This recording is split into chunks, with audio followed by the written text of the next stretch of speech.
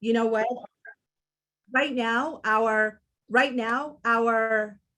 our student load, our students enrollment has decreased significantly. Therefore, we would rather wait until the fall and when students gradually return to campus to select our student. So because of that, we knew that we needed to devise the program so that we allowed students to come in different cohorts. Okay, so again, flexibility is key, especially now with the current situation and moment that we're living through with COVID. The pilot summer cohort started on June 18th and it will end on October 1st. That is 16 continuous weeks that our first cohort will have met for 15 Fridays in a row. So we currently have 30 SPARC leaders representing 30 community college CalWORKs programs. These 30 SPARC leaders were hired under their college's CalWORKs work study program. Okay.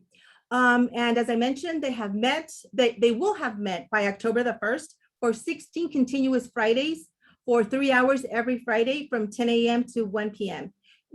With the music and all, before we started this information session, you got a little glimpse as to how the students begin the meeting. So every meeting, the students, we have a student who signs up to play DJ. So the student DJs 10 minutes, 15 minutes before the meeting begins and during our 15-minute break at 11:30. So music is a part of Project SPARC. And the beauty of that also is that each student gets to select their playlist. And at the end, they share why they selected their playlist. And you would, and it's wonderful because you do gain a lot of insight into students just by the music that they listen to and why they listen to it. So just to let you know how music is involved in our lives with Project SPARC. Our students work for 15 hours per week independently and in teams. The summer cohort being the first cohort, at the beginning, it was a struggle to identify how the students were going to work the 15 hours so they could earn the 15 hours worth of pay. So as the weeks went on and we received input from students and from all of you and from the mentors, actually who are currently mentoring our current SPARC leaders, we came up with a system in which we now have a repository of literature, of data, of videos that students can watch to make up for those 15 hours. And of course, everything that is deposited into that repository is directly correlates to an aspect or something that they're working on in reference to Project SPARC. Lastly, they will participate in a SPARC showcase, which is tomorrow from 10:30 to 11:30. Our 30 SPARC leaders will present a showcase in which they will feature what they have been working on for the past 14, 15 weeks. So that is our cohort system. Let's see. All righty. Now we're going to discuss the fall 2021 SPARC cohort, which is why all of you are here. You are here because you're either a prospective SPARC leader, right? And you want to know, okay, what am I getting myself into, right? Or you are a college director, counselor, potential prospective SPARC mentor who wants to have more information so that you can make, again, an informed choice as to which student will best serve as your college representative. So our fall cohort will begin on Friday, October the 15th, and will include all of the newly selected SPARC leaders. To date, I believe, Erin, we have 6 or 7 students who have already signed up and are ready to go, right? For the fall cohort. So after this session, we hope to gain so many more new students. So hopefully we'll provide you with enough information, once again, for you to make an informed choice. And they will join the summer cohort in the weekly Friday meetings from 10 a.m. to 1 p.m. So our summer cohort will continue. And those 30 student SPARC leaders will serve as mentors and provide support, and will probably facilitate some of the sessions to share, and so they can practice what they have learned under the human-centered, using the human-centered design approach.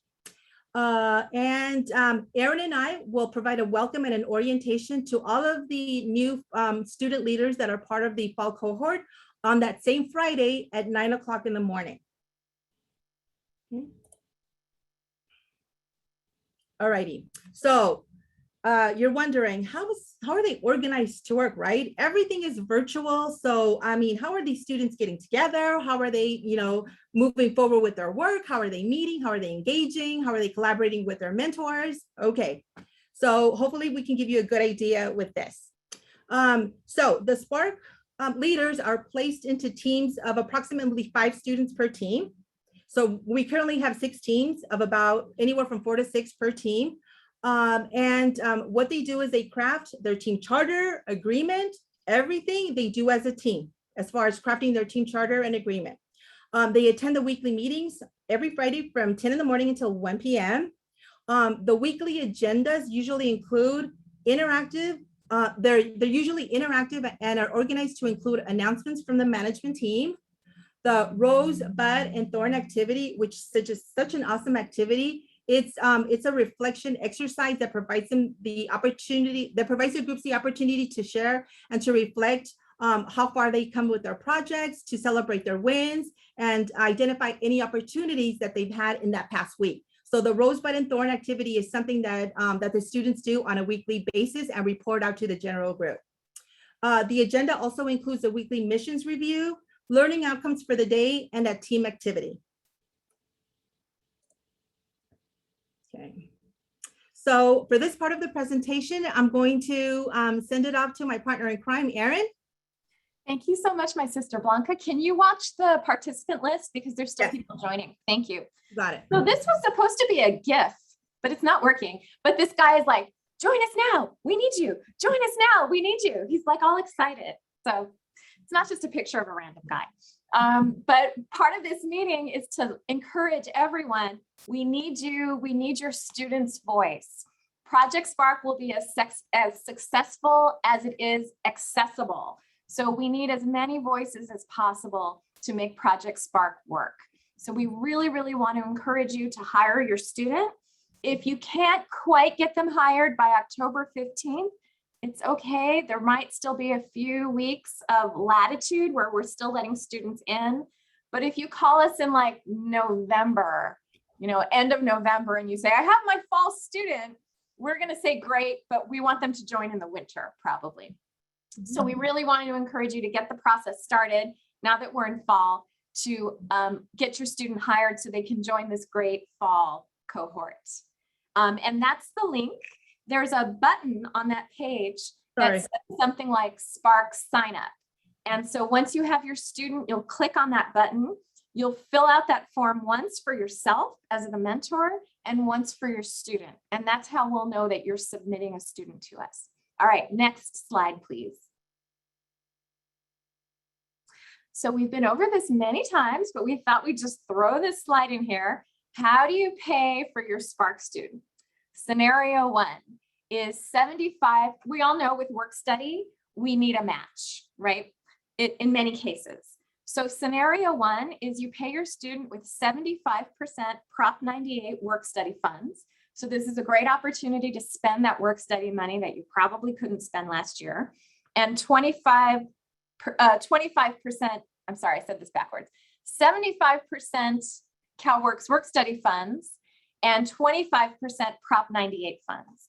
The Chancellor's office has said because the student is working in your CalWORKs office, you can pay them 100% out of your budget, but you need to divide it up that way. Scenario number 2 is you pay them with 75% CalWORKs work study funding and 25% federal financial aid. Scenario number 3 is you pay them with 75% CalWORKs work study funds and 25% TANF funds. Scenario number 4, you pay them with 75% CalWORKs work study funds and 25% from anywhere else you can find it. You can spend O1 money, any other cash that you have lying around, you can use to match it. Or if you choose a SPARC student who is timed out of CalWORKs, but they're still a student at your college and they're still eligible for work study and financial aid, you can pay them 100% with federal financial work study. You just can't pay them with CalWORKs work study funding. Did I say that right? Okay, next slide, please. Okay, this is really exciting. I sent out an email about this, but some some of our SPARC students this fall will have a very special opportunity to work with a nationally known research and policy advocacy organization called the Center for the Study of Social Policy. They are part of the group of advocates that put through the child allowance nationally, and the child allowance that all of our CalWORKs students are benefiting from now. CSSP is a national policy and research organization. A small group of CalWORKs SPARC students will have the opportunity to work alongside CSSP as participant researchers. Students will develop professional, analytical, and leadership skills and produce new knowledge informing effective family-centered policy in California and the US. So this is a great opportunity for some of our CalWORKs students who are interested in policy, research, social sciences, to actually work in the field with real advocates and researchers. Next slide, please. So now is the best part of the meeting. It's time to hear from two of our wonderful summer cohort SPARC student leaders. Brian, I see you. We're going to go to you next. First, I'm very happy to introduce Rosilia Thomas from Southwest College. She's the SPARC leader there, and she's from Team 1, and the name of her team is Warriors of Resilience. Rosilia, take it away. Good afternoon. Good afternoon. My name is Rosilia Wynn Thomas. I am representing Southwestern College as a SPARC leader. And as awesome Erin said, I am with Team 1, Team of Resilience, and I've joined in the summertime. And I'm just excited to be here, and it's an honor to be able to speak with you all. And a few words of encouragement is that it's going to be fun, and it's going to be a new experience. It's going to be amazing. It's worth it. Every little bit of it's worth it. I love my team members, and I love the encouragement, the staff, the love that we get, and just as a whole. And I'm pretty sure you guys are going to enjoy it too. And I'm looking forward to working with all of you and seeing the big purple hearts all the time, because I'm all about random words, awesome sauce, cool beans, and all that jazz. Just be you, and we all have great creative ideas, and I can't wait to see the spark in you. Thank you so much for your time. Thank you so much, Rosilia. Good job. This is your practice for your showcase tomorrow. Okay, next, we're very happy to introduce Brian Olea. He's the Fresno City College SPARC leader for Team 5. The name of Team 5 is the Showstoppers, because when they present, it stops the whole show. Brian, take it away. Good afternoon, everybody. My name is Brian, and I am representing Fresno City College as their SPARC leader. It's kind of insane, let me tell you. Tomorrow marks the 14th week of my participation in this program and everyone else in it. It has been one heck of an adventure, let me tell you guys. I have learned things on here that I just didn't think I could possibly do as right now. Didn't think I'd be speaking in front of 47 amazing participants who are here today to know more about SPARC leaders. Let me tell you, some of the great things and experiences that I've gotten from this program is just the leadership skills gained. I didn't think that I would be coordinating or bringing ideas to the table and discussing them with other students. Just being able to be in a safe place where things or ideas are always being spoken about, and just being able to conversate and having sorry about that. Taking a look at some of the good, seriously assessing the communities. I just can't believe how we've come together to come with ideas and gain more from each other. Hosting meetings is something that I didn't think I would be able to do myself. Coordinating with professional emails, something I never done until this program. They've gotten some great practices using things like Discord as well, and just communicating. through the ACD program, we've been able to learn as well on how to interview people and do some outreach and really gain more understanding of situations and being able to bring these through, through this system and hopefully make some wonderful changes. Another insane thing that I didn't think I could possibly do is manage time. I have learned an extensive amount through a thing called Calendar, which all of you guys are, wow, props to every single one of you guys for it, because I just started using it this semester and it has made time management so wonderful for me. So being able to schedule all these great, magnificent things has been a real reliever. So yeah, I'm very excited to see more SPARC students, and and yeah, thank you all for this time. Appreciate it. Thank you so much, Brian. That was great. You see lots of hands. Woohoo! And thank you, Rosilia. You were great too. Fantastic. Thank you so much. And stick around because we were hoping that you could answer questions also at the end. Probably most of the questions will be for you, if I had to guess. So our next, I'm gonna remove spotlight. All right, we'll figure that out. Our next presenter our next presentation is from our wonderful SPARC mentors. They are the point people on the ground who are at the colleges supporting the SPARC students to do what they need to do. And what you'll see from our three presenters is that there's many different ways for the staff member to support the SPARC student. They're all good. They're all good. So we just wanted to show you the different flavors. Our first presenter is Nadia Elwood from Shasta College. Nadia. Hi, everyone. Thank you for having me. And I hope that those of you here who haven't had a SPARC student with us for the summer were able to find one. My perspective of the way we hired a SPARC student, we just went right into it, and we provided all of our students with the job description, a little bit pared down so it wasn't overwhelming, but with like real bullet pointed, like, do you want to do this? This is what this is doing. This is the purpose of this project. And this is the type of work we're looking at. If you're interested, reach out to us. And then when they reached out to us, we had a conversation with the student and said, this is what it is. This is what we know of it. We gave them the entire job description so they could read it thoroughly. And then we asked them to apply. And so they did like, a little application. And then we held job interviews, and then we chose a SPARC leader. And so we did it like it's a job. We did it like they were applying for a job that they decided they wanted to apply for, just like in real life.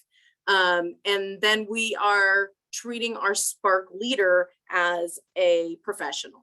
And so because this job really requires them to kind of like the previous speaker said, manage their time and, use a calendar. We needed that person to understand that they needed to be like that, because we couldn't, it's not like be here from 8 a.m. to 2 p.m. and on Tuesdays and Thursdays, it wouldn't be like that. And so we really wanted to take a professional outlook on it right away and treat them like a professional so that they could manage their own time and take that responsibility on, but also offer their group a professional, let's say, demeanor, right? So that they're looked at as professionals, they're treated as our colleagues.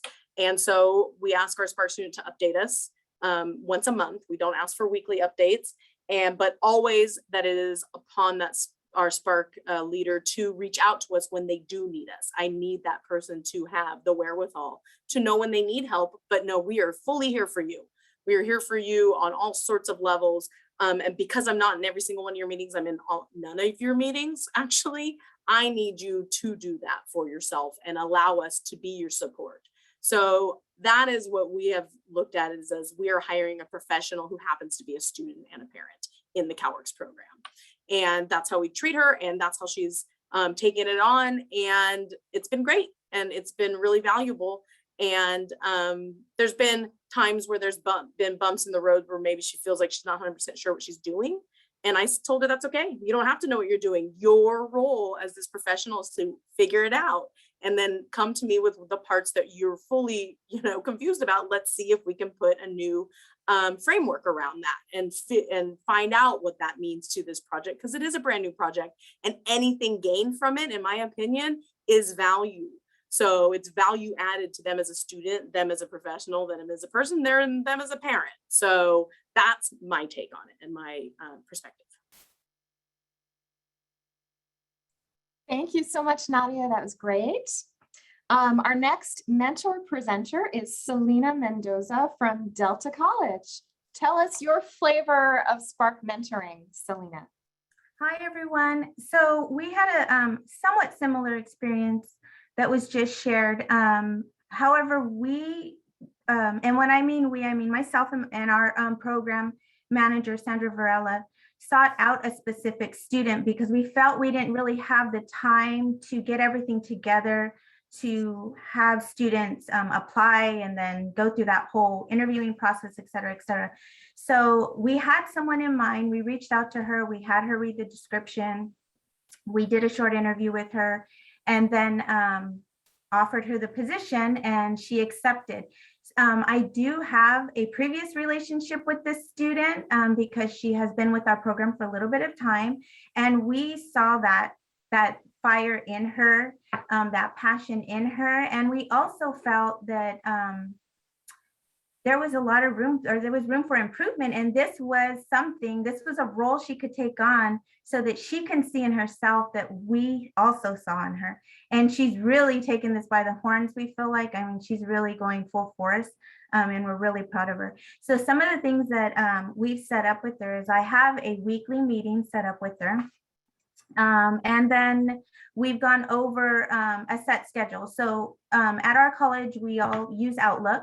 And so she was assigned an Outlook account, and we just kind of went through and blocked out times to help her manage her time along with all of the other things that she has going on, classes, parenting. She's a mom, a single mom of 4 boys. And so she's got a lot going on. And so I think that really has helped her to manage her time and make sure that she's committing and all into what we need her, to be focused on during that time. And then it also helps her to they have weekly timesheets they have to submit. And I've heard a little bit about that here and there. And so that calendar helps her to be able to reference it in case she forgets what it is that she was working on. She'll go back, she'll look at that calendar, she looks at the notes she puts in the calendar, and then that helps her to complete that weekly timesheet that she's required to submit. And then we've checked up bi-weekly, we've set up bi-weekly meetings with our program manager for her and I. And so that's a good opportunity for her to ask questions that maybe are beyond me. For example, questions about our program budget, because we feel it's really important that we're very transparent. We're giving all the information that she's asking for so that she can take that back to her team, and they're able to really decide what types of barriers have they come across and what changes can they try to make when they come across those barriers. We feel like if they don't have all the information, then they're not really going to be successful in what the goal of this project is. So I make sure that I'm providing like the resources and the information that she needs, like answering the questions, so she has everything in front of her before she moves forward when she's meeting with her team, which is Team Pioneer. And then we also meet every other week. And right now we're reading a book, and I've shared this in past meetings. It's called Getting Past No. And then we just kind of talk about that book. So that also helps to have her, amongst all the other assignments that she's being given by the project, helps her to meet the hours, the 15 hours that she has to meet. So it's a really great opportunity for them to have their voices heard. It's a really great opportunity. I've never formally mentored anyone. So this is a really great opportunity for me. I'm learning a lot through her. I'm learning a lot more from my manager by taking this role on and helping Xochitl. And we're both excited. We see her growth and her potential. And between me and all of you, I think this has sparked something in her that could be life-changing. And that is worth everything right now to us. So Thank you. Thank you so much, Selena. That was fantastic. Really, really interesting. Our final mentor who will speak is the incredible Edwin Hodges. He's also a member of our CalWORKs Association board and the region, is it six? Region 6 rep. Take it away, Edwin. Thanks, Erin. Welcome, everyone. The way we kind of set up our SPARC leader is a little bit different. We didn't conduct any interviews. You know, I basically picked a person, and the first person I chose wound up leaving. And so then I had to, you know, find another student, right? So we all know our students, or you should know your students. You know, we talk to our students on a regular basis here, and we try to get to know them on a personal level and, you know, as a student. And so you have an idea, and you've seen a lot of your students, and sometimes you see that student that has a little something in them that just needs to be, maybe, you know, it's not as refined or, you know, sharpened, so to speak. And you want to do something to help that student and to spark them while they're on their journey of reaching their educational goals. And so what I look for in a situation like this, and what I did with our second SPARC candidate, was that I wanted to find a student who maybe wasn't that sure of themselves or had a lot of energy, and you wanted to hone that energy. And so I said, look, I talked to the student, I said, hey, here's an opportunity for you to kind of get outside of your comfort zone. You're going to meet other students. You're going to have an opportunity to work with students statewide on a CalWORKs program that you envision, you, the student, can envision and perhaps bring to fruition. Because at the very end of this project, you're going to be able to talk to individuals who have the power and the desire to make change within the CalWORKs system. And that change, of course, is based on a human-centered design. So you have an opportunity to develop a program that you envision. How would you want CalWORKs to work?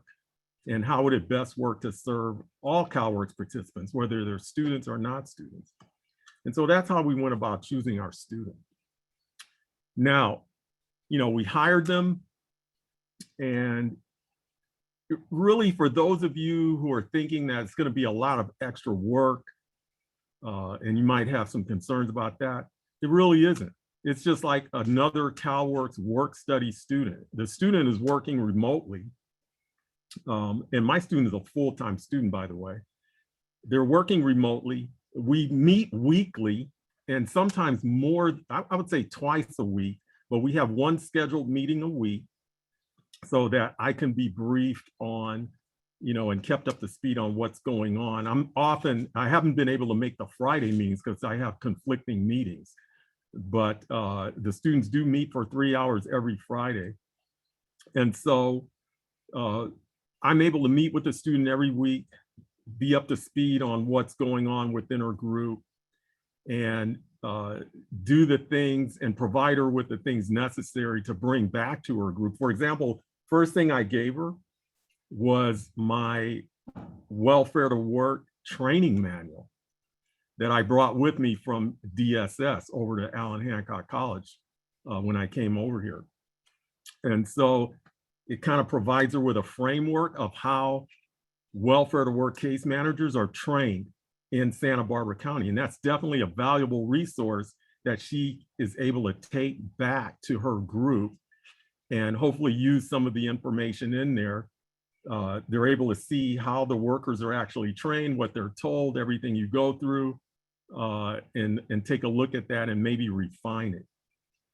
So that's just one example of something we've done As far as the students' hours, she's having no issue meeting her hours. But one thing I would say is that if you have concerns about your students having enough work, 15 hours a week, you can assign them to work related to the SPARC program within your own office.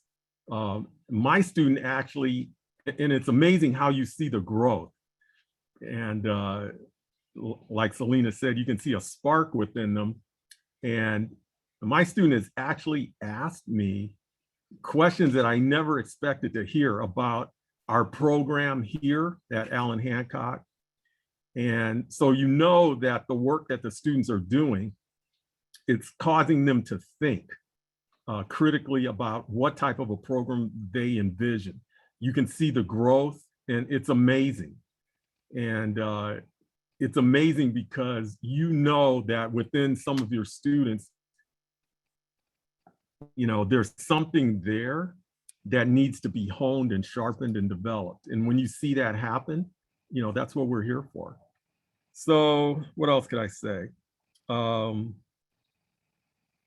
always here to provide any necessary guidance and support. Like I said, we meet a couple of times a week. One time it's scheduled, but usually she'll come in and another couple of times a week just to discuss things that are going on. So it really, I guess the point I'm really trying to make is it doesn't require a lot of your time. And if that's, kind of something that's been in the back of your mind, hey, I don't have the time, it's not going to require that much of your time. And basically you can determine how it's going to go in regards to the time you invest. But remember, the time invested is the time invested in one of our students, and is well worth it. And I think you'll be pleased to see the outcome. So yeah, basically that's it. Thank you so much, Edwin. That was amazing. There's this word in Yiddish, and it's kvel. I'm going to put it in the chat. Kvell, kvel. And kvel is when you talk about something wonderful, and from talking about how wonderful it is, you can like feel the wonderfulness of it all again. So thank you for kvelling, all 5 of you, about SPARC and our amazing CalWORKs students. So I do see some questions in the chat, but let's go to Michael because I see his hand is up. Good afternoon, everybody. This is really great, and it's a long time coming. I guess when I think about the Project SPARC and what I've been seeing and listening and hearing, it kind of reminds me of the association picking up the baton that Diane Spatz had laid down from the Lifetime program, and the advocacy that needs to take place coming from the students themselves to be their own advocates. So it's exciting. I wanted to get a sense maybe from people and maybe in the students themselves or other mentors where I heard the matter of 15 hours a week. And I'm just wondering, because at least what I'm envisioning is where part of that time is spent on a weekly basis, contributing, participating, doing things on a statewide advocacy level. And then I'm thinking about locally, on the local campus, when it comes down to doing work with helping us with outreach, in-reach, student ambassadorship, just really helping our students navigate the process here at our college. But I was just curious in regards to that balance, and Edwin kind of reminded me of that, as to what kind of balance do you all starting to see? And again, this is new in regards to statewide work compared to local campus work. I'm going to let the students and the mentors answer, but I did want to mention, just so everyone's clear, there are weeks where all 15 hours is SPARC. So if you have an idea that like, oh, I'll use them 7 hours a week at my front desk and 7 hours in SPARC, you need to expect to make room some weeks for them that all 15 hours is going to be SPARC. But why don't we have our students and our mentors answer also?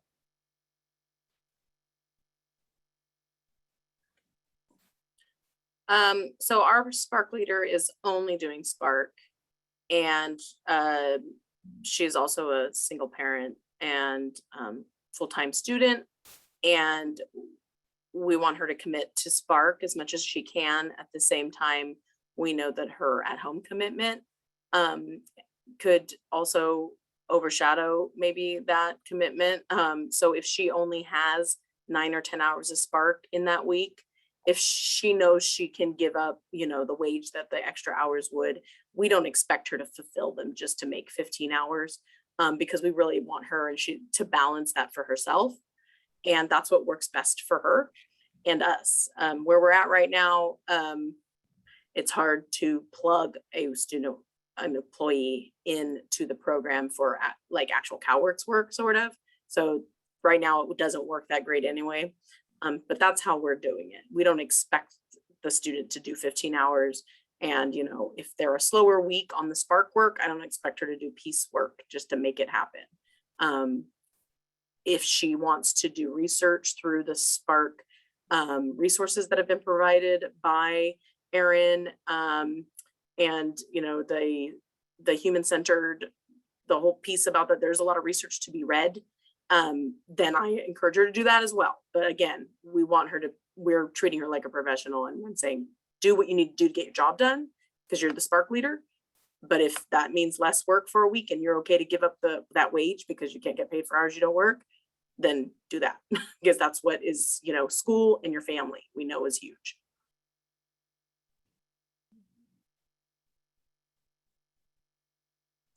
Does anyone else want to add to that question? We're a little bit different. Our SPARC leader commits 15 hours a week to the SPARC project, and that's all she works on during that time. But then she also works for our office the additional 5 hours because under work study, they can work up to 20 hours a week. And she thus far has been able to handle that.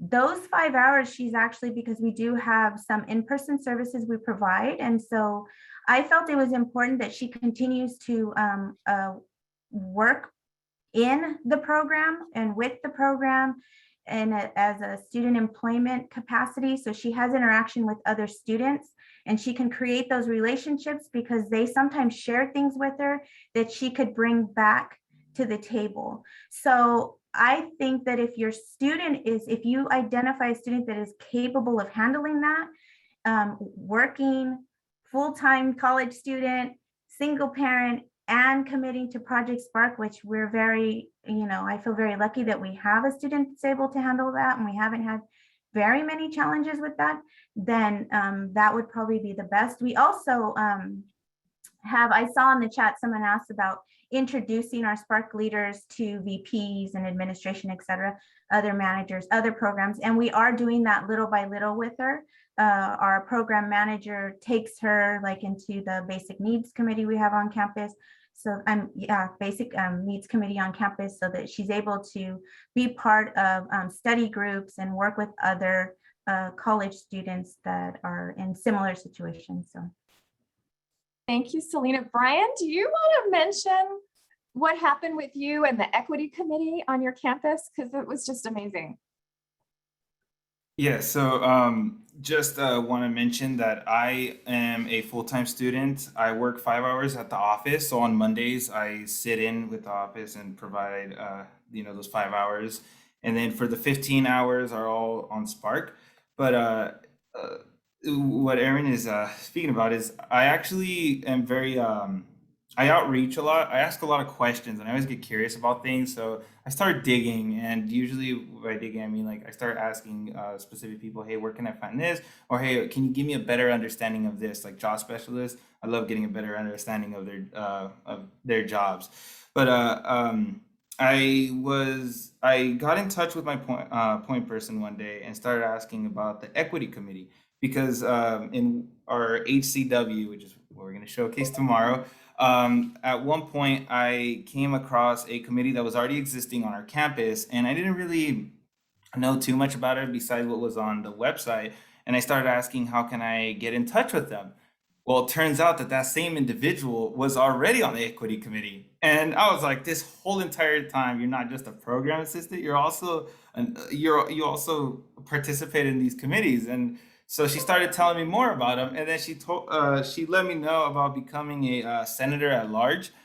She said you should look into it, see if it fits your schedule, because it is something else that you could possibly do with SPARC, and gain a seat there just to kind of get more of what's going on there on your campus. And So that's what I've been right now looking into as a parent student, because there's not a lot of those who are in those seats. Thank you.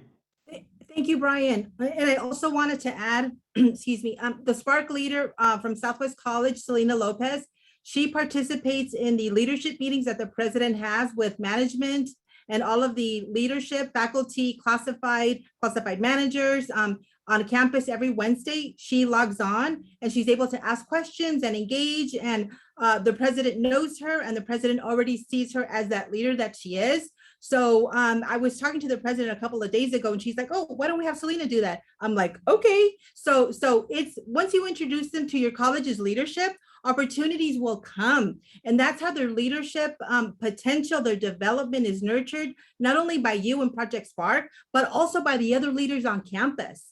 And Michael, to your point, to your question, this is a human-centered design project.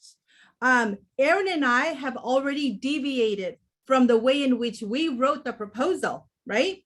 Because in essence, this is a human-centered design approach for us as well. And so we have learned that we have had to tweak and alter Project SPARC as we have, come along. And so with that being said, there are so many other pieces, advocacy locally, countywide, statewide will come. And so this is just the third month of a 24-month program. So our students will have so many opportunities to provide that advocacy and to support our programs in the recruitment efforts, because I think that our SPARC leaders are the best spokespersons for our programs. And so, yes, we are expecting our SPARC leaders to be involved with the ATI in April. When we have our virtual training in April. So you will see our SPARC leaders, quite frequently when discussing CalWORKs and, and as we go further into Project SPARC. So thank you for that question, Michael. It was an excellent question. Thank you, everyone. I have one more comment about that. Part of the big picture here is that our community colleges grew without taking into account at all parenting students, and especially CalWORKs students. They've developed without CalWORKs students at the center in any way. And part of the reason is that systems like student government take a lot of time, they're unpaid, and they sort of skirt around. They don't touch CalWORKs students because they're designed not to. So one of the things about Project SPARC is that it moves parenting students to the places where they can have an effect on the design and redesign of our systems. And I think that can be said in a way of the welfare system too. Looking back hundreds of years, all the way up to today, our welfare systems developed without having welfare recipients at the center of them. So Project SPARC is all about reimagining both systems so that parenting students can help reshape them. Parenting CalWORKs students can reshape them. Mm-hmm. And just so you know, I've introduced Project SPARC to LA County leadership, administration, and they are excited.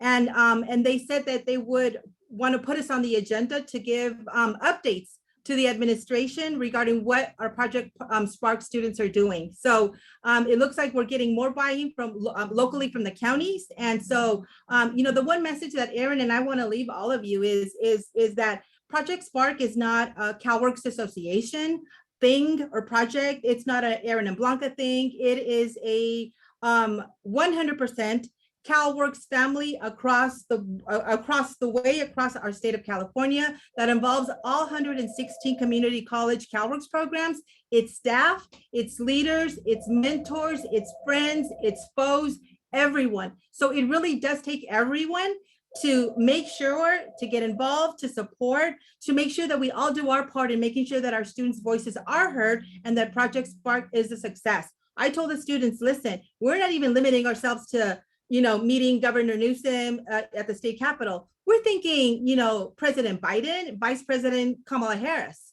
So we're thinking really huge. And with CSSP in the picture, that opportunity gets really real. So moving forward, we're just scraping the surface right now with our first cohort. So hopefully in 6 months, we'll be able to have another session like this where we come together and we discuss what has occurred in the last 6 months for Project SPARC. And trust me, you will be blown away by by our student success and what they were able to do in that period of time. Awesome. Anything else before we go? All right.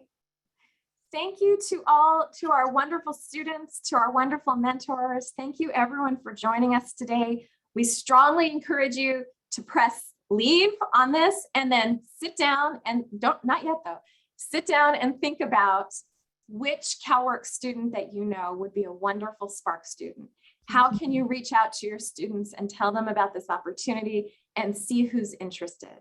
And it doesn't have to be it doesn't have to be a student who's already, ready to be a vice president somewhere. SPARC is a learning opportunity.